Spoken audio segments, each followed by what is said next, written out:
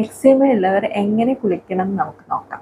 അപ്പോൾ കുളിക്കുമ്പോൾ ശ്രദ്ധിക്കേണ്ട കാര്യങ്ങൾ എന്ന് പറഞ്ഞാൽ, ആദ്യം നമ്മൾ വെള്ളത്തിൻ്റെ ടെമ്പറേച്ചർ ഇളം ചൂട് അല്ലെങ്കിൽ നോർമൽ ആയിരിക്കും. നല്ല ചൂടുവെള്ളം അല്ലെങ്കിൽ നല്ല തണുത്ത വെള്ളം നമ്മൾ സ്കിന്നിന് ഇറിറ്റേഷൻ ഉണ്ടാക്കാനും ചൊറിച്ചിലുണ്ടാക്കാനും കാരണമാകും.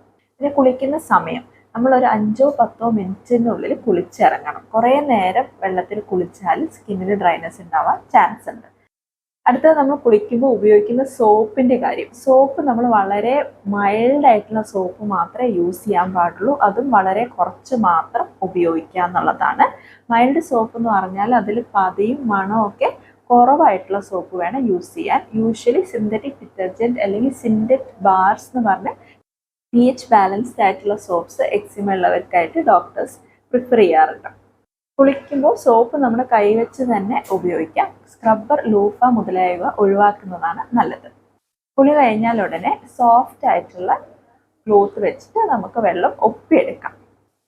വെള്ളം ഒപ്പിയെടുത്തതിന് ശേഷം നമ്മളൊരു മോയ്സ്ചറൈസർ ഉപയോഗിക്കുന്നത് ഒരു ശീലമാക്കണം. മോയ്സ്ചറൈസർ നമുക്ക് കുളി കഴിഞ്ഞിട്ട് ഒരു 5-10 മിനിറ്റിനുള്ളിൽ തന്നെ സ്കിന്നിൽ അപ്ലൈ ചെയ്യാൻ ശ്രദ്ധിക്കണം.